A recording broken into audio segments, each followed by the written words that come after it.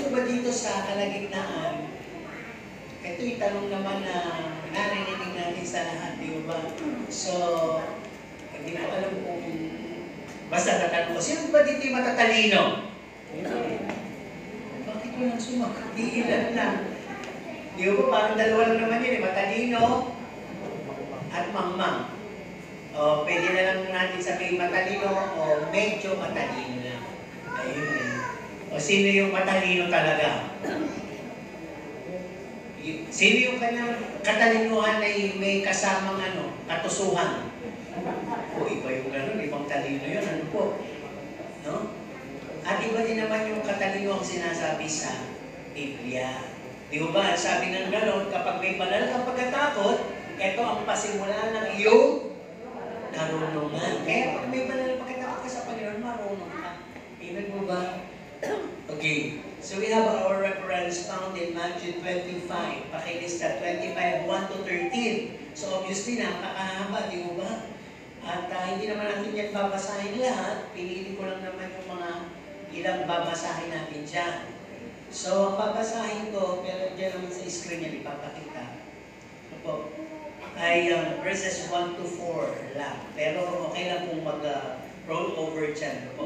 Ang sabi dito, kung magkagayon, ay makakatulad ang kaharian ng langit ng 10 dalaga na kinuha ang kanilang mga ilawan at nagsilabas upang salubungin ang kasintahang lalaki. At ang 5 sa kanila ay mga mangmang at ang 5 ay matatalino. Sapagkat nang dalhin ng mga mangmang ang kanilang mga ilawan ay hindi sila nagdala ng langis. Dalapwat ang matatalino ay nangagdala ng langis sa kanilang sisidla na kasama ng kanilang mga ilawan. So, ito pa po yung verses, pwede pong pakita nyo na lahat yung mga verses na itinala ko.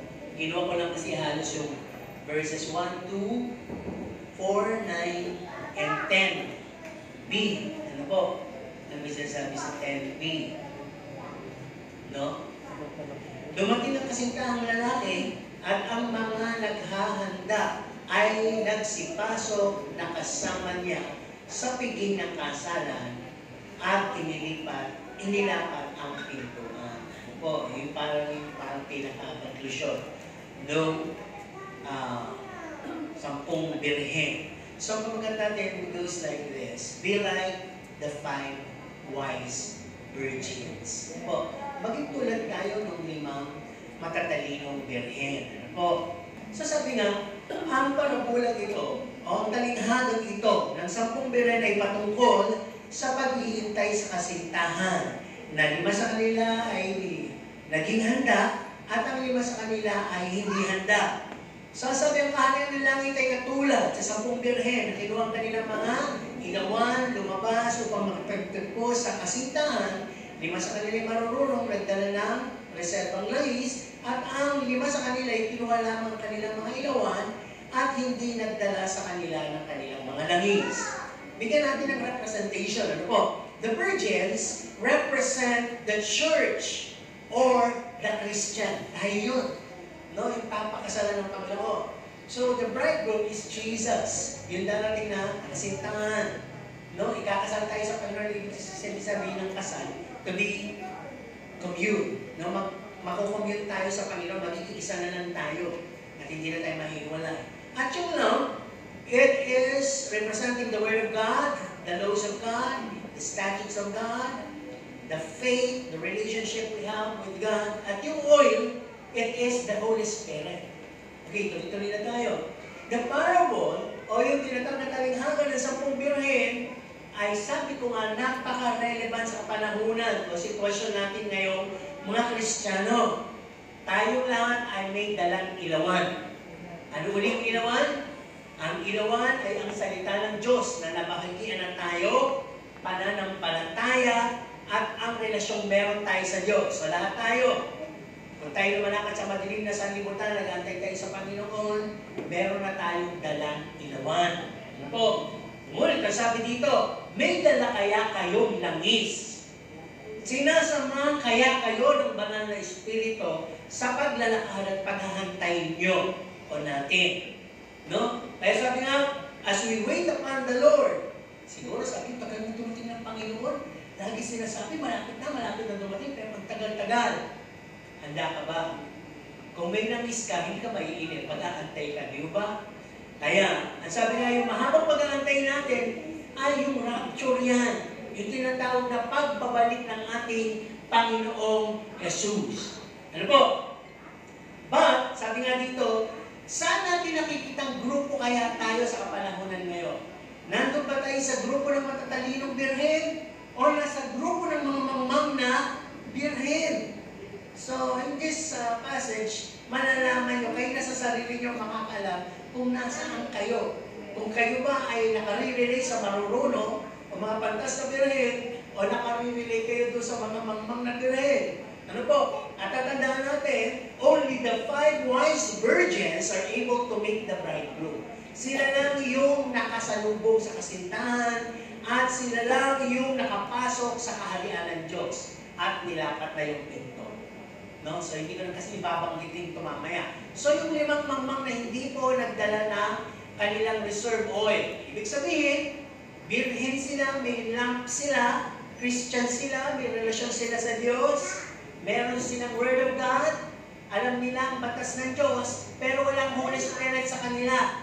So para bang habang tumatagal sa paghintay sa pagbabalik ng Panginoon, hindi sila nakatagal, nauubusan na sila ng pasensya, naiinip na sila, nauubusan na sila ng mga bagay na kung ano. At kaya parang gusto nilang hiramin yung pananampalataya, akala nila nahihirap lang yun. Yung ano ba may kalakasan meron ka, bigyan nyo kami. Pero sabi nila, may lampara kayo. Logically, lahat ng may lampara, may reserve lang isa bahay. Parang ganun sa literal, ano po?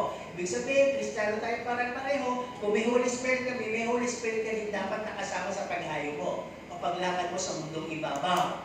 Kaya kung titignan po natin dito, dahil doon sa matatalinong yun na nakapasok, bakit kaya sila nakapasok? Because they know their mission. Ano ba yung mission? Di ba, ang mission is to meet the bridegroom. So alam nila yung kanilang posisyon. Ano yung posisyon? Sila yung kasintahan. Sila yung ikakasal. At alam nila yung possible situation na maaaring matagal yung pag-aantay. Kaya kailangan natin ng Holy Spirit. Bilang Kristiyano, may mission tayo. May mission tayo habang nag-aantay sa Panginoon. At ang posisyon natin, tagasunod ng Panginoon. Church, napapakasalan ng Panginoon sa darating na panahon. At ang sabi ang possible situation, katulad yan, marami na magulo sa sanglibutan, andyan na lahat ng tanda, pero hindi pa dumadating ang Panginoon, ang tagal naman. Di ba? Nakakainip naman. Kaya, ang sabi nga dito, dapat alam natin yun. Katulad ng 5 matatalinong birhen, alam nila mission, position, possible situation, so they come prepared, and that made them qualified. Ano po? So, bilang Kristiyano, sabi dito, pwede natin sabihin na maging marunong tayo sa ating mga pag-asa, sa ating pag-iintay, sa ating mga dala-dala. Ano ba ang dala mo ngayon? Lahat tayo may load, di mo ba? Yan bang load mo spiritual loads of happiness and joy while serving the Lord? O ang load na dala mo ay heavy loads? Problema, stress, ang dami namang gusto niya sa church. Pati yung church life mo, problema na sa'yo. Di ba? Christian ka eh. Kaya masabi dito, bantayan mo yan. Dapat maging marunong ka. Dapat may nangis ka para ang iyong pag-aantay, ang iyong pag-asa, ang iyong daladala, ang iyong paglakad ay may kasamang karunungan na ibinibigay ng Holy Spirit. Unang bahagi, don't forget to bring in with you the oil or the reserve. Bilang Kristiyano, bigyan ko na agad ng pinakatinutumbok. Huwag mong kalimutan na maging company lagi ang Holy Spirit sa lahat ng lakad mo, desisyon mo, at mga katwiran mo sa buhay, sa lahat ng mga adhikain mo, kailangan may Holy Spirit. Bakit? Kasi ang Holy Spirit, bibigyan natin isa sa office niya, siya ang guide. Ano po? Kaya sabi nga, bakit nagbilin yan, Pastor, na don't forget to bring in with you the oil? Kasi nga, may mga tendency tendency these days. Naniniwala ba kayo na hindi lahat ng born-again church ay lumalakad pa ayon sa palatuntunan ng Panginoon? Kung may false prophet in the last days, may false pastors, false churches, and false members din. At doon makikita may false din na love, false humility, false fruits of the Holy Spirit. O siguro hindi galing sa Holy Spirit, false na, di ba? Natin natin, isa-isahin natin. Kasi may mga tendency. If you don't, or if the church don't bring along the Holy Spirit, ano bang aasan? Yung mga members din nun, wala din interest na may Holy Spirit pa na kinakailangan mag-lead sa atin. Wala na. Anong tendency ngayon? Ang sabi nga number 1, many churches, huge churches of today, has survived, nakakasurvive naman, and keep growing in numbers and branches. They branches out even without the Holy Spirit. Bakit? Pangalawa, bakit gano'n? Lumalaki na ang mga churches ngayon. Pero sabi, magiging taglagas. Di ba? Bakit kasi malalagas? Minsan kasi doon talaga sa truth, sa mga salitang masasakit na binibitawan ng salita ng Diyos sa atin, marami mo talaga malalagas at hindi nila gusto yun. Pero ngayon, parang bumaliktad. Hindi lumalagas. Malalaking church, lalo pang lumalaki at nagkaka-branch out pa kahit walang Holy Spirit leading. Bakit? Pangalawa, sapagkat matatalino ang kanilang pastor, at pag sinabing matatalino, head knowledge na lang ang nangyayari, with their own wisdom, they do everything to please the crowd. Gagawin ng mga pastor na to, yung pinaka maganda para sa kanila, tinatawag na kapulungan, at magkakaroon sila na i-collab nila ang spiritual at worldly activities. Siguro, less spiritual and more worldly activities within the church. At mapapansin nyo sa mga churches na to, unti-unti there is no reverence, but all are in compromise. Meron na akong mga alam na churches na ganyan at observation sa kanilang mga ginagawa. Ano po? Kaya nga sabi dito sa Bible, wide is the way and the gate to destruction. Mas malawak ang daan patungo sa kapahamakan. Pero ang patungo sa kalangitan ay makipot, matilik, masikip. At ang sabi, mahirap basta pumasok. Pero ang mga churches ngayon, ang sinasabi, ganun lang kadali makapunta sa langit. Di ba mamaya, malalaman pa ninyo. At dito pa rin sa unang bahagi, ang sabi, paano nangyayari yun? Pag wala talagang Holy Spirit, they just front out a good name, about Christ. Pwede sabihin, Christ Center. Christ is alive. Jesus raised. Hindi ko na yun yung mga Jesus, gumagamit ng mga pangalan tungkol talaga sa Panginoon. Pero sometimes, yung kanilang mga activities sa loob or the main focus isn't Christ, but it is in the crowd's demand. Hindi na po nakapokus kay Christ. Yung ginagawa sa loob ng isang local church, ng malalaking churches, o ng mga effective churches ngayon, they just please the crowd. Para bang men-pleasing na. Ano mangyayari? There has been a party fellowship, a kingdom eating, personality impression, popularity crowd, fancy preaching, no hurting truths. Ano po? Yun ang nangyayari. Para bang tatagalogin natin, parang dating lagi ng pananambahan party. Kain na lang ng kain, yung magmi-meet. Lagi na lang may mga tinatawag na personality impression. Sige, impress mo lang kung sino ka. Kung sikat ka, impress mo lang yan. Pwede rin tayong mamamigay ng mga sikat. Di ba? At ang preaching nga, hindi dapat masasakit. Fancy lang. Walang katotohanan ng kasasakit para manatili tayong dumadami. Dumadami nga. Di ba? At ika nga naman, sabi nga dito, yung kanilang tinatawag na grow. Lumago ka hanggang gusto mo. Walang babawal sa'yo. Ano ba sa tingin mo ang paglago? Yung active ka sa lahat ng gusto mong gawin, sige, gawin mo lang lahat ng gusto mo. Basta dapat yung mukhang mabuti. Parang gano'n. Kasi may mga pastor ngayon na hindi na sila, yung tinatawag na hands-on. Para bang sa dami, masyado na nilang binigay yung delegation sa iba o sa kanilang mga tinatawag na sub-leaders. Siyempre, unang binibigyan ng Panginoon vision ay ang pastor.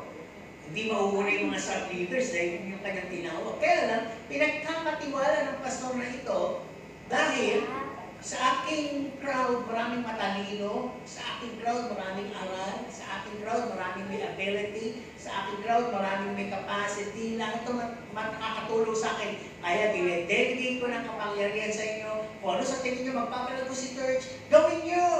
Kaya yan na, nagsimula ng mga binanggit ko kanina. Sabi nga sa church, kung nagugutom kayo, it's just okay to stand to mix a coffee.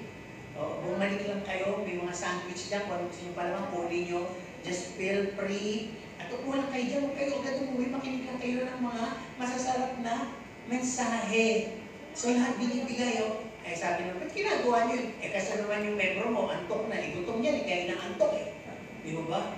Remember, we do not skip sacrifice. Kung sumisimba ka ngayon at nagugutom ka, sakripisyo po yun. And we are bringing those sacrifices in the house of the Lord. Dahil nagpapakumbaba sa Panginoon, di ba? Ano pa, pang-apat, pag wala ng Holy Spirit, you just have, ito magiging panukalan ng lahat ng membro, just have a local church to belong. Basta may church kang kinabibilangan. At sigurado, yung mas marami, yun ang mga ligtas.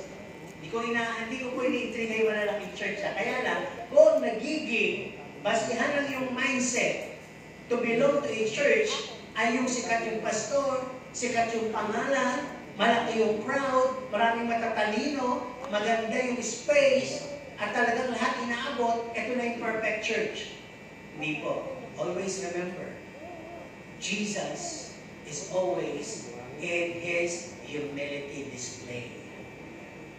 Hindi siya garbo.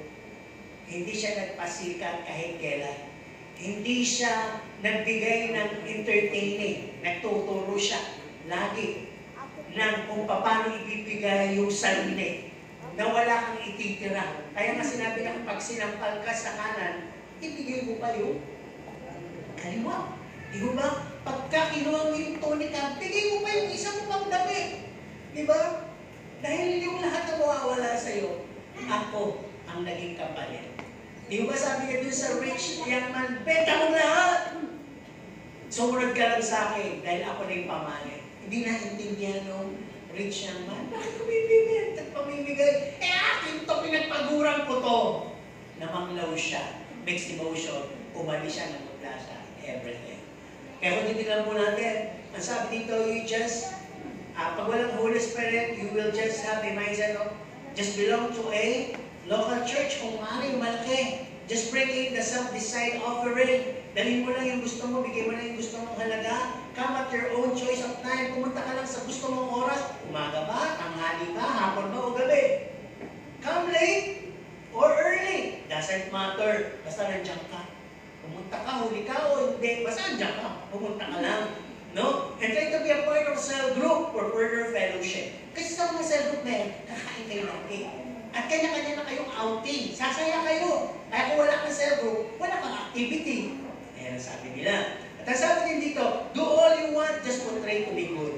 Gawin yung lahat, sky's the limit ha. Basta walang magsasakitan, walang magsasabunutan, walang mag-iingitan. Ayan na.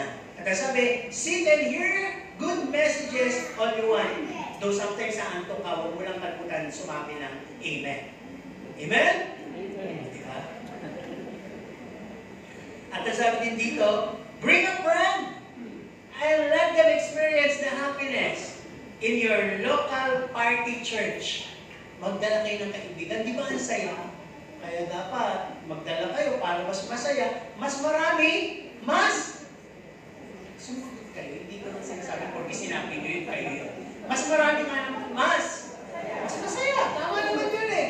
So pag wala ng Holy Spirit, many Christians assume that they are saved just because andun kasi ako sa malaking church.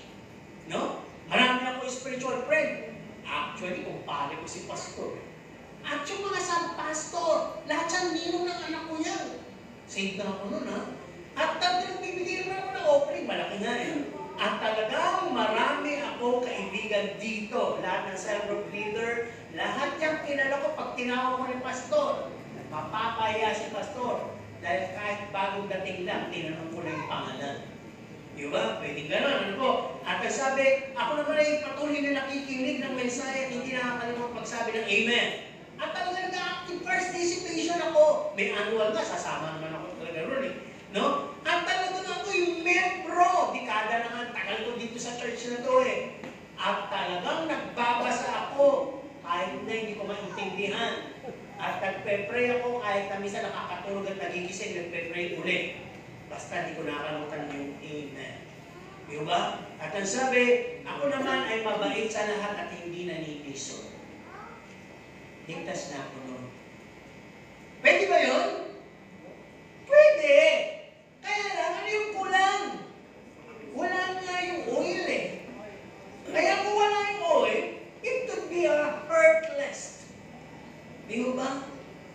Na lahat yung ginagawa ko pala ngayon, heartless. Wala palang puso. No? Kakayanan na lang, kasipagan na lang talaga, makasunod na lang. No? Beware, be aware. Di ba? Ang sabi kayo, ang Holy Spirit is the one giving us the living and the anointing power. Napakalaga po nung may living and anointing power from the Holy Spirit. Be aware. Hindi porke maganda ang church, hindi porke matalino ang pastor, hindi porke maraming matatalino ang pastor pa rin siyang kasama, at napakaraming cell group leader ng mga magagaling. Hindi porke maraming mabait sa loob, hindi porke maraming mayaman, hindi porke lahat yan matatagal na, hindi porke lahat mapagbigay, hindi porke malamig, hindi porke lahat ay comfort sa loob ng church, survive ka na. Hindi ko na kailangan yung Holy Spirit. Hindi mo man sinasabing literal na gano'n, physical, verbal. Pagkukal mo sinasabi, pero parang gano'n ang hindi ka na nagko-confide sa Holy Spirit. Yung iyong pagsabay, maingay na lang. Wala ka lang naririnig na small voice. Hindi mo na nararamdaman yung conviction. Basta handa ka, pag tayo natin ito kayo, talagang nakatayo ka. Hindi mo ba? Uwi at talagang napaka-active mo pa talaga. Researching the lives of your co-members. Di ba? Huwag ka na magagalit na. Siyempre, pastor niyo ako eh. Bilang pastor niyo, nag-observe din ako siyempre. Di ba? Kayo ba pag may alaga, nag-observe pa kayo sa inaalagaan niyo?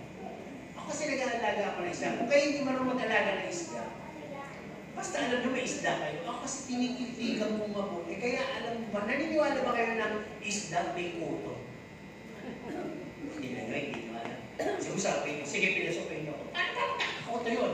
Eh, wala namang buhok. Eh, di kutong tubig kayo naman. Yung sinasabi nyo siguro, hindi po kutong buhok, eh, kuto din po ng isda. Iba rin yung kuto nila sa kuto nyo. Nakakita na po ba kayo ng garapata? Sino may garapata ngayon sa ulo? Siyempre wala. Kaya hindi naman niya, ang gusto ng garapata, hindi yung dugo nyo. Dugo ng aso. Di ba? Siyempre kanya-kanyang design yan. Yung kuto natin, kutong pagtao yun. Subukan nyo maglagay ng kuto ng bigas, aalis. Pero maglagay kayo ng bigas doon, back to mira. Pero, di ba? Binibigyan ko lang, may kanya-kanyang designation yan. So yung isda, may kuto din. Tinitignan mo. Ay, may kuto. Kukunin ko ngayon. Mababawasan ko tubig, dahil ako ng konting asin. Hindi para isigang. Para lang po mamatay. At pagka niligaw ko ng asin, makita ko may humihiwalay ng mga puti. Alis ko ng goldfish ang bawal na kasi sa parangano. At natira doon, yung mga kuto doon, maya-maya patay na. So yung goldfish, nakapray na siya sa kuto. At meron din silang parang yung garapatang tubig, malalaki din. Plat nga lang, lumalagoy din. Oo. Kaya ganun po yun. Bilang pastor, ito sinasabi ko, nag-observe ako. Kaya alam ko kung sino yung mga malakas, alam ko yung medyo malakas, at alam ko yung walang lakas. At alam ko yung malakas lang magsalita. Di ba? Nung tayo nag-concert, nakita ko sa inyo, maraming nagkikwentuhan na. Ang inaasar ko kasi may nananalangin, may gano'n. Pero meron ako nakita, nagkwekwentuhan lang. Mula simula hanggang matapos, uwian na, nagkwekwentuhan pa rin. Sabi ko, ano pinagkwekwentuhan nila? Yung gusto ko lang isa, so, nagkwekwentuhan yung dalawa dyan. O tatlo kayo dyan, mga apat kayo dyan. Di ba? Hindi naman masama. Pero ito po, pag wala talagang Holy Spirit, do all you want. Do all you can. Di ba? Ito kasi, be aware. No? We must still be led. Ang unahan ng Holy Spirit. Be in line. Di ba? May margin, kunyari. Ibalik tayo ng Holy Spirit sa linya ng paglilingkod talaga. No? We still need to be inspired. Kailangan talaga, inspirado tayo. Hindi lang basta naglilingkod tayo. Dahil pag wala inspiration, pilitan lang yan. Di ba, anak? Linggo ngayon. Hindi pa ako in eh. Pero pagka inspired. Anak, kung saan siya anak? Naliligo na ko! Linggo ngayon, di ba? Yun yung inspired. No? We need the Holy Spirit to be sustained. Ano be sustained? Yung makatatagal ka kahit gutom ka dyan. Kaya kanyang bigyan ng oras na makatagal ka. And to be strengthened. Palakasin. Alam naman natin na hindi biro ang mga pagsubok sa buhay. We still need the Holy Spirit to be delighted. Alam po ba niyo yung delighted? Ewan ko narinig niyo to. Sino dito yung masarap kumain? Yung lahat sa kanya masarap, hindi mapili. Pero may tao na ang nakabihan nila, iba ang panlasa niya. Masarap ang dila niya. Pag masarap ang dila mo, masarap kang magluto. Kung masarap ang paningin mo pala, masarap kang magluto. Pero pag hindi rin masarap ang luto mo. At lahat sa'yo masarap. Dahil wala kang pinipili.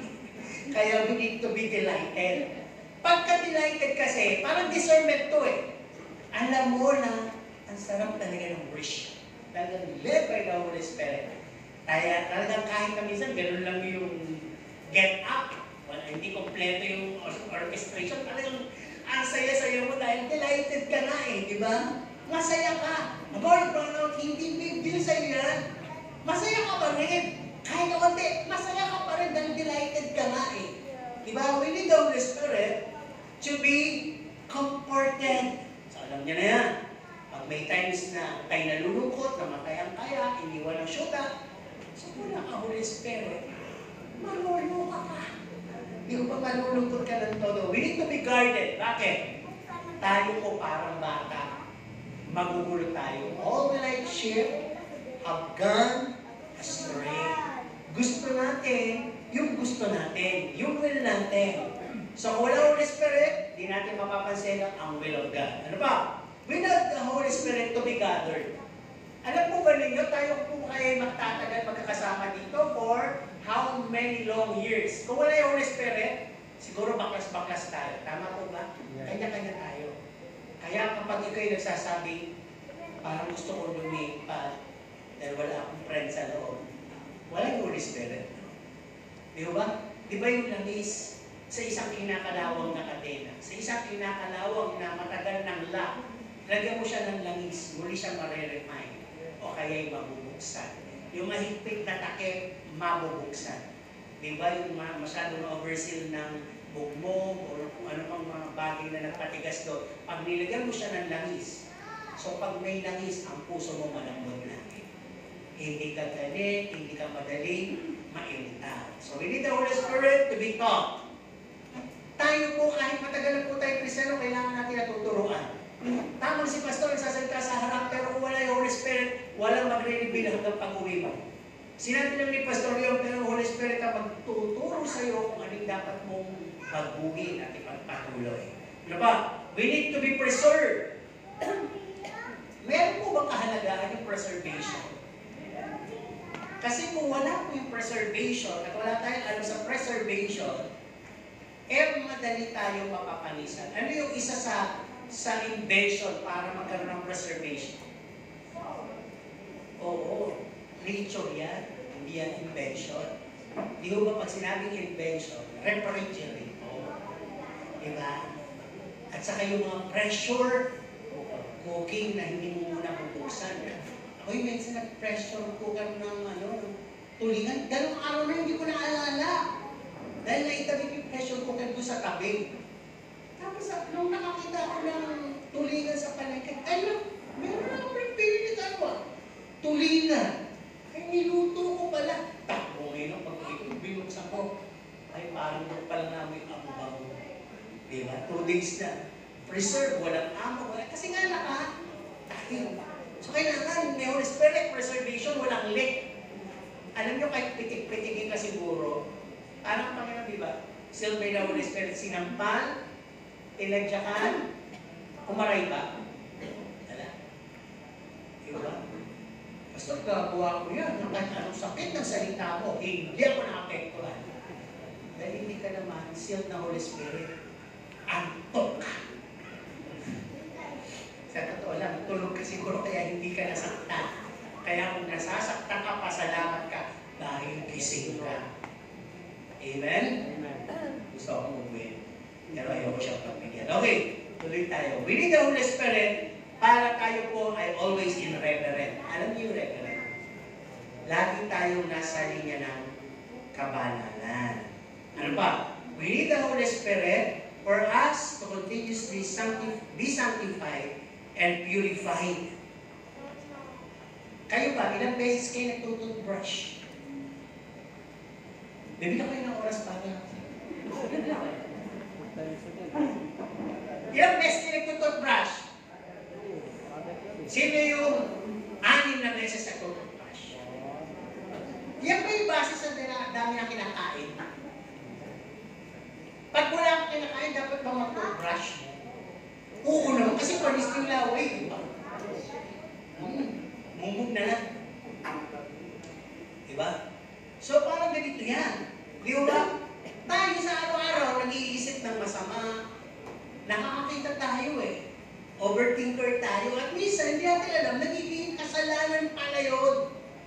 Kaya kung hindi tayo lagi isa-sanctify, i-purify na Holy Spirit, tuloy-tuloy lang tayo sa pagpatol, sa pinapasok sa isip natin nung nakita ng mata. Amen po ba? Meron lang isang church. So, ganito. Isang chapters natin, merong member na lagi na lang nagbabantay sa mga ibang nakikita niya sa loob ng church. So, ilang beses na rin nagpapaalam yun. Kaya lang yung pastor laging inaamor. Huwag kasi tumbigin. O sige. Lagi pa siya umiyak dahil, ewan ko na iiyak niya kung dahil natitisod ba siya o ano. Tapos, biglang meron siyang nakitang isang bagay na hindi niya alam pagkakapag, kumbaga sa kanya maliliit pa yung mga yun magkakaan lang. Umalis lang, kaya parang bumalik ulit. Parang gano'n. So, nung bumalik na yung maliliit, malalaki na. Yung malaki, matanda na. Nakukuha niyo po ba yung kwento mo?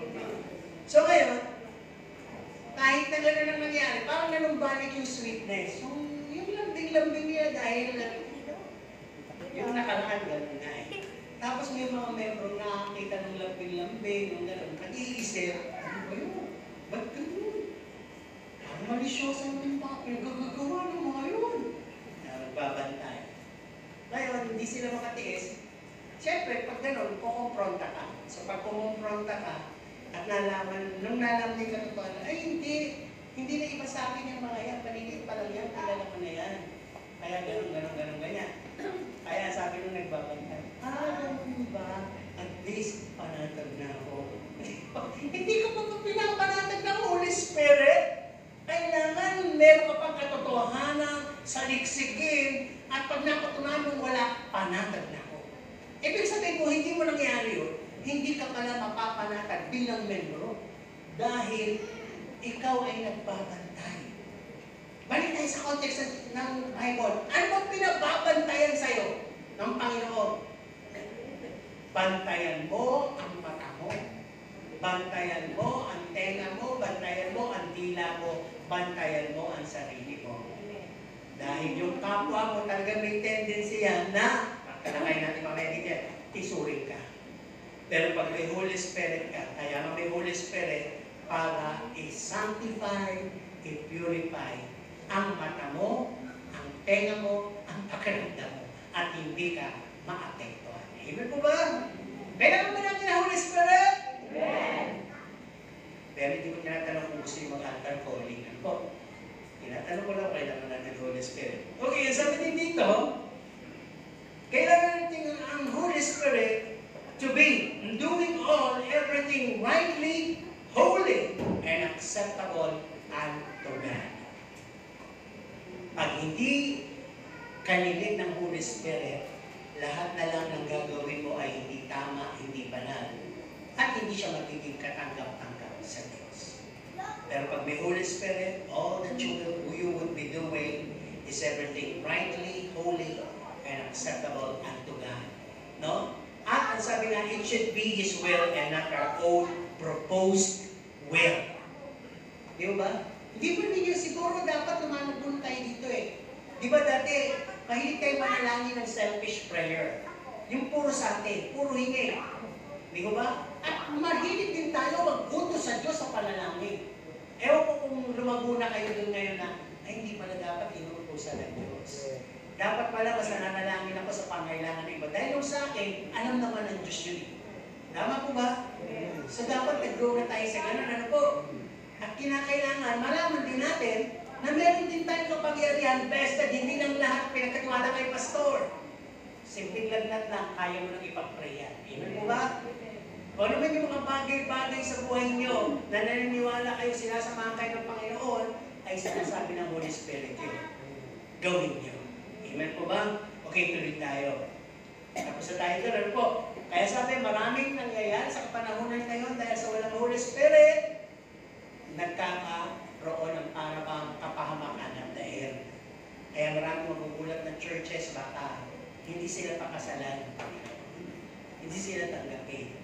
Sapagkat nagpatuloy sila sa kanilang own ways and means, all depending upon their head knowledge, own wisdom, doing everything in compromise to please the people and not to please God. Doing everything, collaborating, worldly things, and less of the spiritual things hanggang mawala na yung reverence. Para bang everything goes.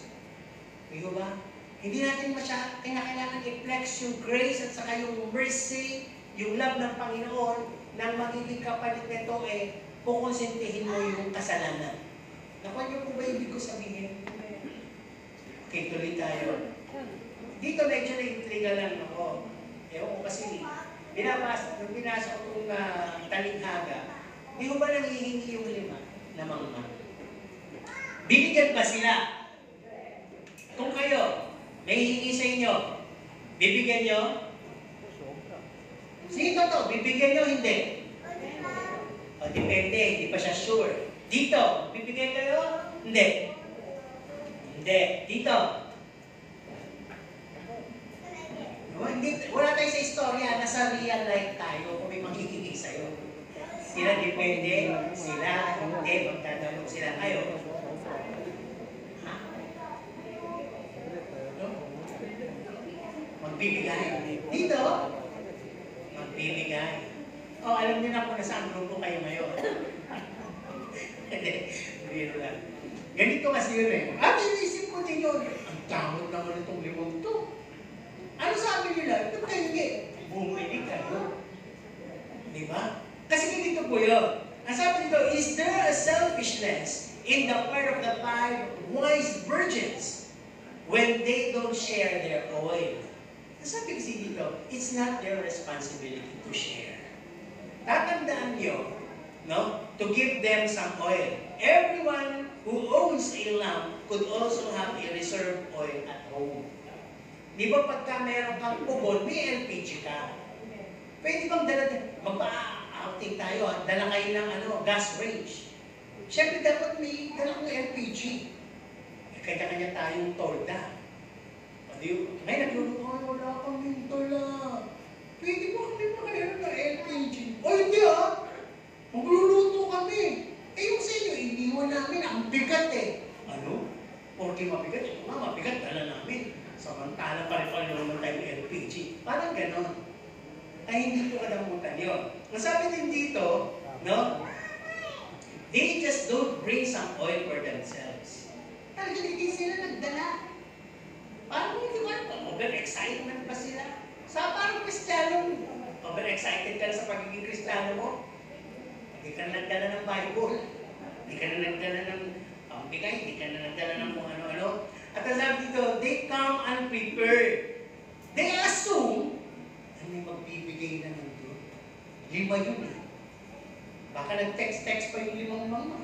Ka na nagdala. Manghingi na lang tayo doon sa 5 matatalino. At baka pala nila alam. Kung sino yung mga dala doon. No? Na bigyan tayo ng oil. Kasi mabigat pa yan eh. Di ba? Okay, tuloy tayo. Ang sabi nga po dito, everyone of us, sabi naman, mga Kristiyano, ay meron tayong lampara. Sinabi ko na ito kanina. Meron tayong tinanggap na Kristo, meron tayong pinag-aaralang salita ng Diyos, at meron tayong pananampalataya. Meron nga ba? Ang tanong, no. Meron ba kayong Holy Spirit? Para suportahan yung tatlong meron ka na. Diba? Espiritu Santo.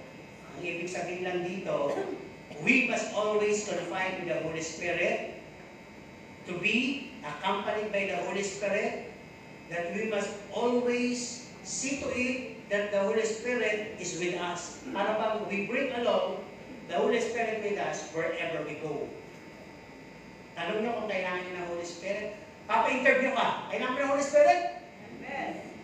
Mamamalaki ka, kailangan mo ng Holy Spirit? Amen. Well, bakit? Eh kung makasalubong ka ng chismosa. Diba? At wala yung Holy Spirit, wala kang self-control. Tama? Pupunta ka sa outing, kailangan mo ng Holy Spirit? O kasi baka magwala ka doon kung wala yung Holy Spirit. Diba? Kaya nga yung Holy Spirit, iiwan na lang kita sa church kung umina o sa linggo. Till we meet again. Ganun ba?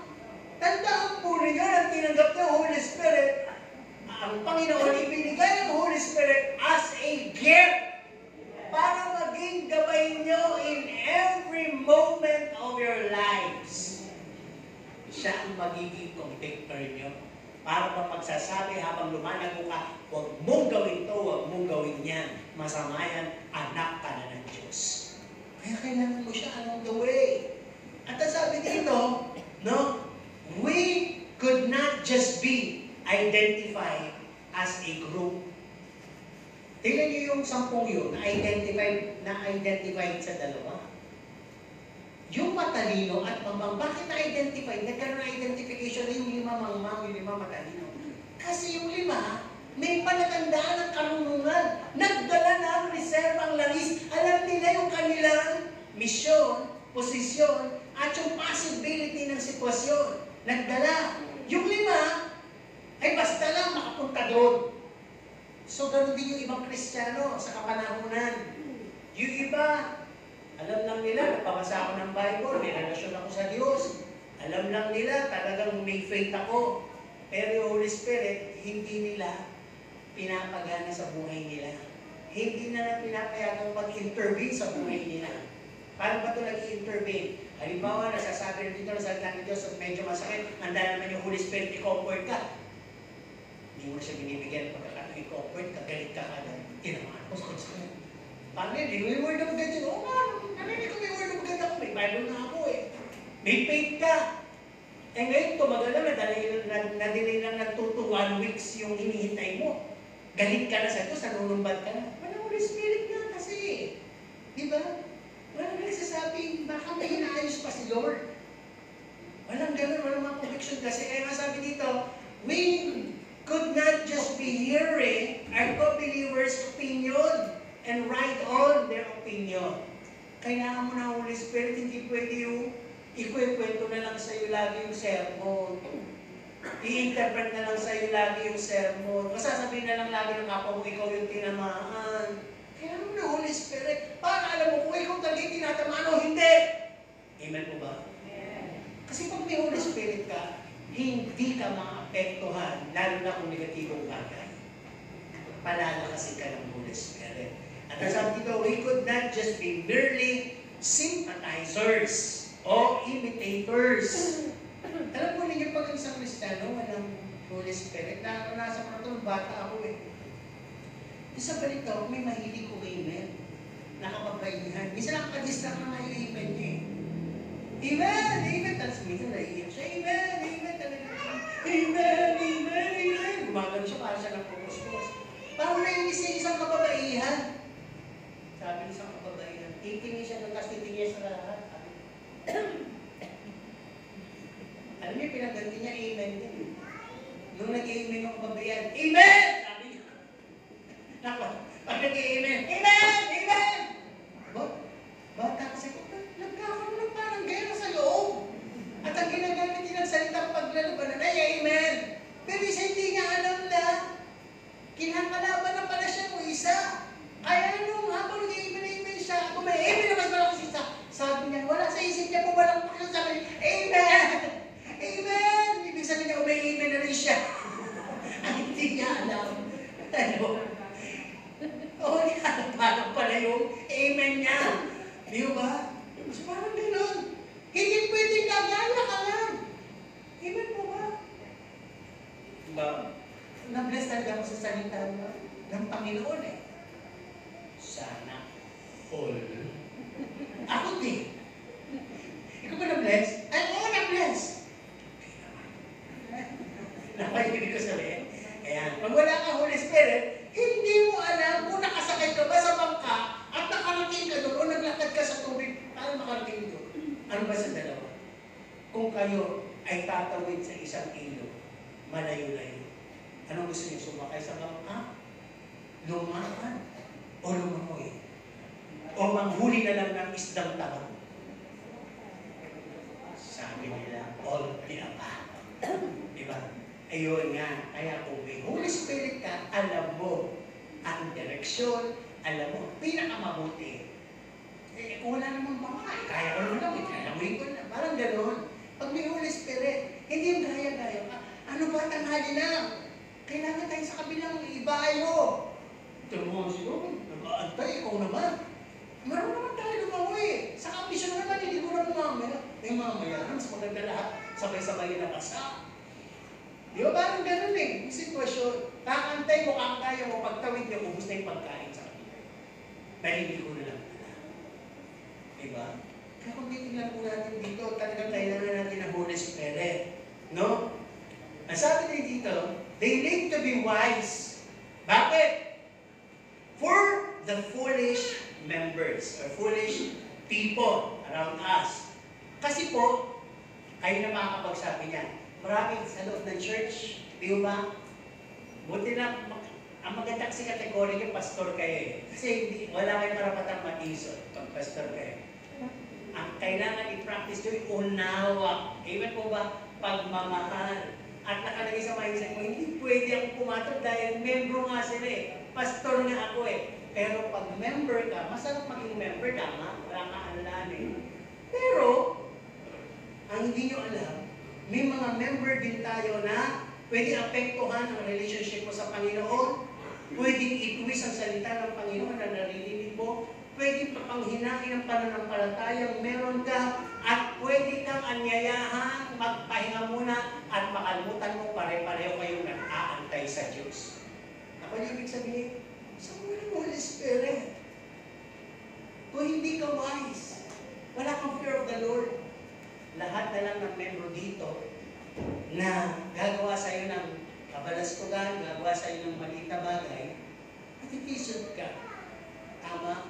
O pwede rin naman na ganun, tama mo namang narinig yung salita ng Diyos, pero lumapit sa iyo, narinig mo ba?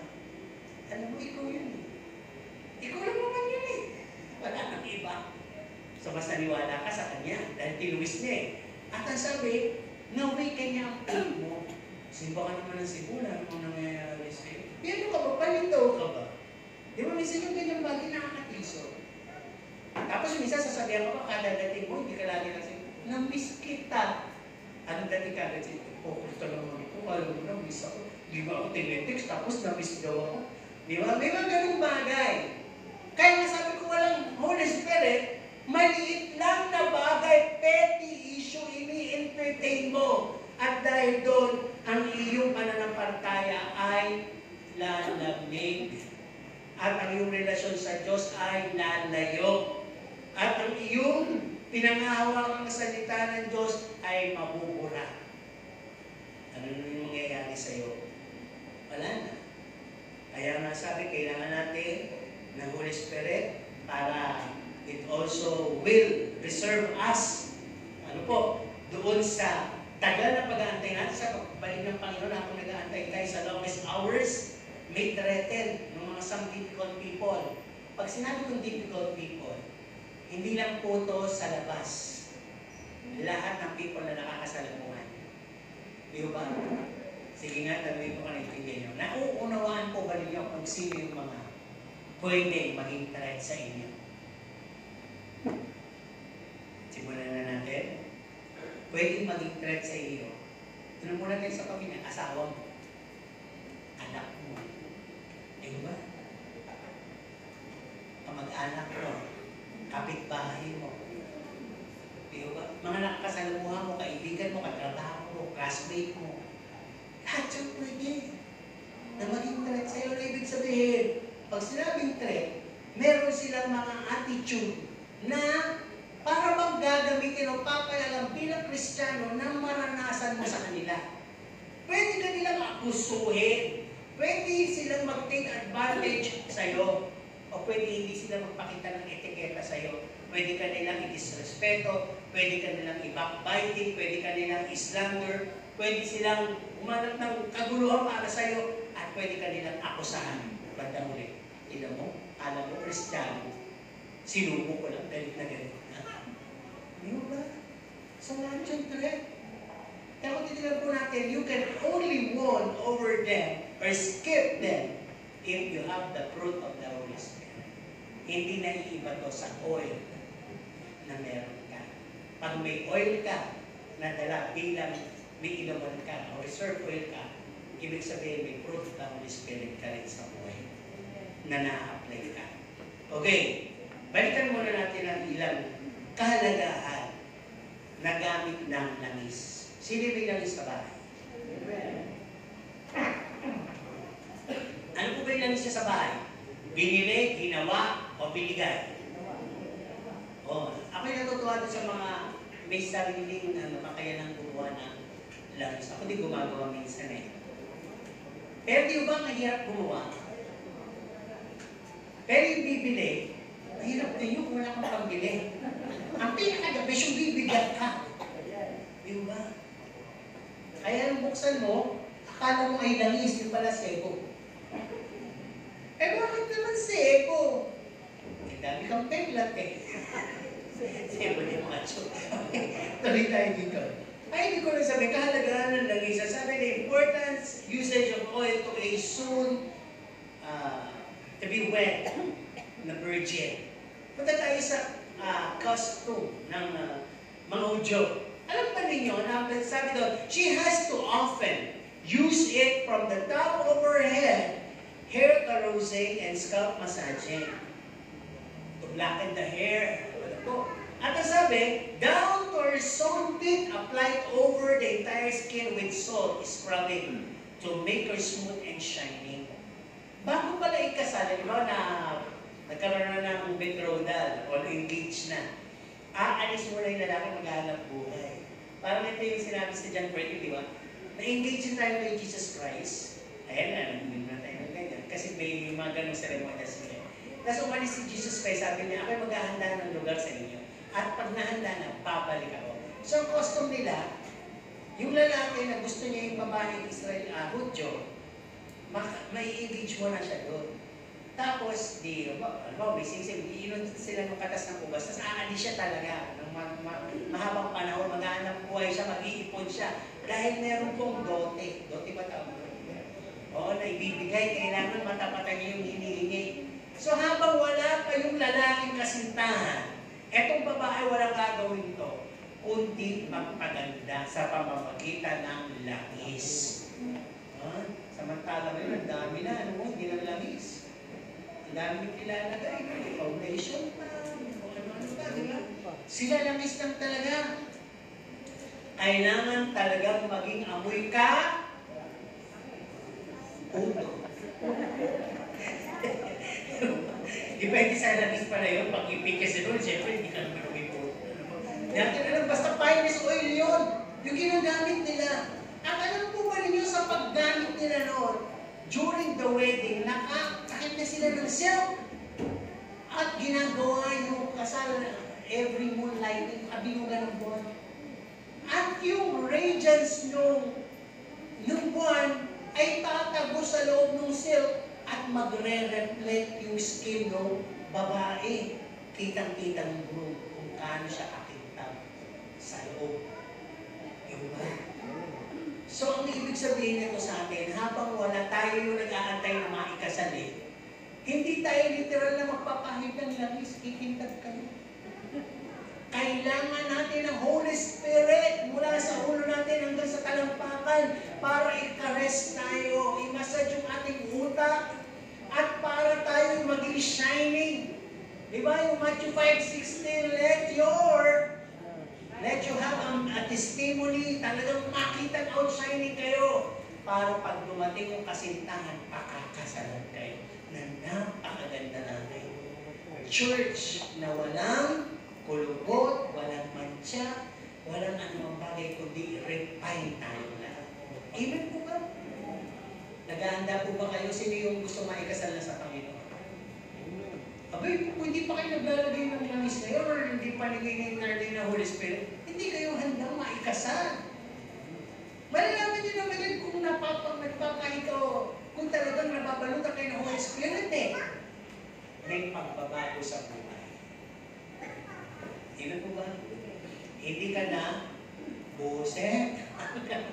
Hindi ka na busit. Hindi ka na nakakabusit. Diba? Ayos ka na. Amen po ba? Ano wala sumunod? Amen. Napilitan na. Nagtawa lang. Tuloy-tuloy tayo dito. Ang sabi kasi dito, we must be spiritually living and walking by the Spirit, Galatians 5:25, while waiting for Christ. Hindi pwedeng walang Holy Spirit. We need the Holy Spirit. Ang sabi, if you live by the Spirit, you must also walk by the Spirit. At ang sabi din dito, so no selfishness, wala pong nakitang selfishness sa part ng 5 matatalinong dirhem. Ano po? No? They just bring enough oil for their own long hours of waiting. Alam niyo kung bakit? Tingnan niyo Cause, kung hindi sila nagdala ng reserbang langis at nag-run out of oil sila, yung fire na dala nila sa lamp will die, will soon die. And darkness will be around them. Di ba? Maaaring pare-pareho ng madilim. Wala na. Hindi natin alam, hindi natin makikita yung paparating na groom o kasintahan. Ando na, magkakatarantahan na yan. At actually, ito po yun. Kung nawala ng Holy Spirit sa'yo, ay parang ang Kristiyano may lampara na wala ka ng dalang reserbang langis. Sabi ko kanina, kung nawala yung reserbang langis, ay hindi sila nagdala, didilim. Pag wala pong Holy Spirit, ang isang Kristiyano sa madilim na sanlibutan, hindi pwede hindi siya mahawa ng sanlibutan. Lalakad din siya kung ano yung lakad ng sanlibutan. Balikan natin, if we live by the Spirit, walk with the Spirit, be lighted by the Holy Spirit, be led by the Holy Spirit, be preserved by the Holy Spirit. Kasi kung wala, sasabihin mo, akala mo assured ka Kristiyano, pero ang iyong ways and means ay katulad din po ng mundo. Hindi ka na iba, hindi ka na differentiate. Katulad ka na ng mundo. Okay, last part. Katulad, be like the 5 wise virgins. O, mga sitaw. Diba? Ano ba yung meron na dapat gayahin natin sa 5 to? Una, they have wisdom. Saan ulit nagagaling yung wisdom? Anong sa ilaw? Sa fear of the Lord. Fear of the Lord is the beginning of wisdom and knowledge. Di ba? Ang sabi, pag may wisdom, sabi nga, they know the possibility of hours they'll spend waiting. May talino sila. Kapag aantay ba yun? Magdala tayo. Kasi tumagal yung pag-aantay, mauubusan yung dala na yung lang isang lampang natin, magdala tayo ng reserva. Pangalawa, be like the 5 virgins. They come in, they come to the place prepared, the preparedness. They took oil reserved with them. Yung paghahanda. Naghahanda tayo sa pagsalubong sa Panginoon. As for the Holy Spirit, accompanying you. Para ka maihanda. Hindi pwedeng yung naiisip ko lang. Yung will ko lang, yung choice ko lang. Holy Spirit, kasama kita. Kasi siya magbibigay ng good chat di ba? Na talagang andyan ang Panginoon. At pangatlo, be like the 5 virgins, have patience. Sa bunga ito ng Banal na Espiritu, kung walang patience to, mag-aantay kaya? Tagal naman, dadating pa kaya? Tayo na. So marami pong Kristiyano na wala na po sa Christian world. Wala na rin po sa local church. Wala na rin po sa active spiritual activities. Nasana? Nasa mundo na. Sa tagal ng pagbabalik ng Panginoon. Sabi nga ng Panginoon, gusto ko nang dumating agad dahil para hindi na marami ang malagas. Di ba pagka masyado ng hinog at hindi mo pinasa, marami na yun? Mananaglag, parang gano'n. Kaya the harvest is ready. Gusto nang anihin ng Panginoon. Have patience. Katulad ng 5 wise virgins. Ano ba? Number 4. Be like the 5 wise virgins, they have boldness. Ano ba yung katapangan nila? Ang tapang nilang sinabi, hindi namin kayo maaaring bigyan. Bumili kayo. Tama? So parang ganito, hindi mo ko pwedeng akitin sa sanlibutan. Ikaw na lang kung gusto mo. Dahil sa Diyos ako. Matapang ba kayo sa ganun ko? O nagko-compromise kayo hanggang ngayon? Minsan lang naman ito Okay, panlima. Be like the 5 wise virgins, they have determination. Alam niyo po, hindi naman yan sa yaman, sa talino, hindi naman yan sa lakas ng loob, sa determinasyon yan. Pag may determinasyon ka, tatalino ka, lalakas ang loob mo. At, sinabi ko nila, yayaman. Diba? So ganito din yan, pag may determination ka, you will keep, ano po, waiting, no? You will be kept in reserve, and you want to be qualified to be with. Tatanungin ko kayo, dito natin malalaman. Sino dito yung gusto makasal sa Panginoon? Amen. Kaya ba? Kayo na yung sumagot Alam niyo kung talagang gusto niyo makasal sa Panginoon. O hindi. Actually, ito yung nakakalungkot. Marami talagang Kristiyano gusto pumunta sa langit. Right? Sino gusto pumunta sa langit? Pero hindi pa nila gusto ngayon. Basta gusto lang pumunta sa langit. Eh sino mga mananampalataya o Kristiyano gusto dumating ng Panginoon kahit mamayang gabi? Tila nyo, lumata. Ayos na, di ba? Lumata kayo sa ito. O, di ba? Kasi nga, gusto lang natin yung langit. Pero marami pa tayong pangarap Marami pa tayong gustong tapusin sa buhay. Marami pa tayong gustong maranasan sa buhay. O ma-achieve sa buhay. Eka nga, goal. Ibig sabihin lang, hindi pala si Lord ang talagang goal. Hindi pala si Lord ang gusto natin marating. Hindi pala si Lord ang gusto natin talagang maging buhay na lang natin. Hindi masama, pero pag naalaman yung nakapasok kayo doon sa revelation na sinasabi ko, masaktan at masaktan, pero talagang ito yung sinasabi kong I have decided to follow Jesus. No compromise, no turning back, no other choice. Not my will, but His will. Yun yun. Minsan, ang sarap ng kantahin, di ba? Sabi nga doon sa showtime, minsan ang galing na natin mag-fire Kahit Si Vice Ganda, sinabi niya, okay, minsan galing ko na magpayo. Pero sa aplikasyon, hindi ko na magpaya. Diba? Pero pag may Holy Spirit ka, yung determination, sa'yo yun. Diba? No one can stop you to pursue to be wed by your bridegroom, Jesus Christ. Determinado kasi talaga makasal sa Kanya. And last, sabi dito, be like the 5 wise virgins in receiving the reward. Diba na sa kanila katalinuhan, alam nila yung kanilang vision, mag-aantay, papakasalan, yung posisyon nila, alam nila yung possible situation, anong nangyari. They stand the long hours of waiting, and then, afterwards, they've been received by the groom, welcome by the groom in His kingdom, and to be with the groom forever. At yung last na binasa natin, nilapat na yung pinto. Dumating yung 5 mangma, ewan ko kung nakabili ng labis. May sinabi bang nakabili ka? Wala nang binanggit na ito. At kumatok sila, pagpasan nyo kami! Di ba nangangailangan ka na? Iisip ko lang ito nangangailangan ka ng 10 asawa, di ba? 5 lang yan! Pinagpuksan? Ano sinabi? Hindi ko kayo kilala. Di ba? Hindi mo sama Mamaya dumating ang Panginoon. Naglilingkod ka naman. Nasa local church ka naman.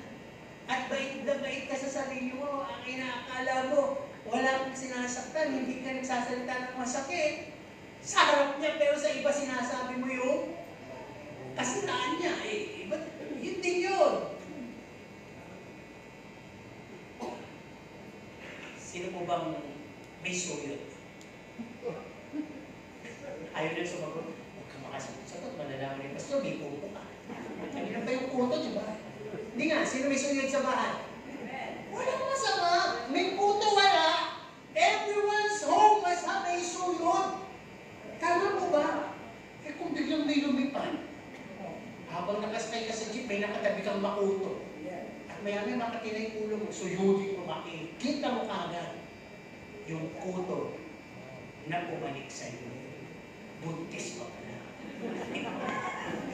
Kaya ko sinasabi, kung marunong kayong gumamit at suyan, magaling kayo, mas magaling ang Panginoon gumamit ng spiritual na suyod.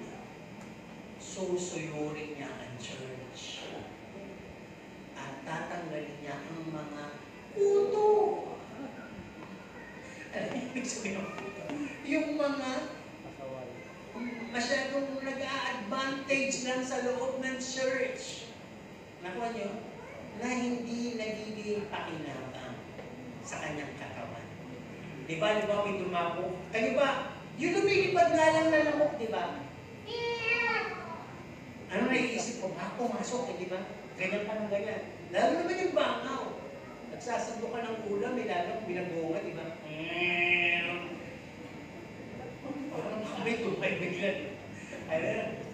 Lalo na kung napabayaan mo, minsan ako nagluto, napabayaan ko. Hindi ko na ngayon dahil ang init pa, hindi ko tinakpan, maaan yung gulay. Ako malalatay yung gulay. Hindi ko tinakpan. Dami ko lang ginawa. Siguro nakita, mga alas 2 ko na siya nakabalikan. Alas 10 ko siya niluto. Anong nakita ko, ang dami niya ng itlog ng bangaw. O, di ba? Pero mamaya ito, mapunta pa sa akin to. So, hindi ko na lang kinuha. So, parang gano'n, di ba? Pagka mga bagay lang na parang sabit-sabit, ano ka ba bangaw? Nagdadala ka lang sa loob ng church, nangingitlog ka lang sa loob ng church ng buod, ang ibig sabihin, panira ka ba sa loob? O ikaw ba hindi pakinabang sa loob? Ano naman, ni Lord yun, di ba? Katulad ko, hindi na pakinabang, ayaw ka na to. Parang gano'n. Kung siya yung best, marunong gumamit ng suwit, mata din niya malinaw. Alam ng Panginoon yun. Ang gusto kong church, without spot, without wrinkle, walang kapintasan. Kaya ako binigay ang Holy Spirit. Diba? Bring in the Holy Spirit with you and be like the 5 wise virgins.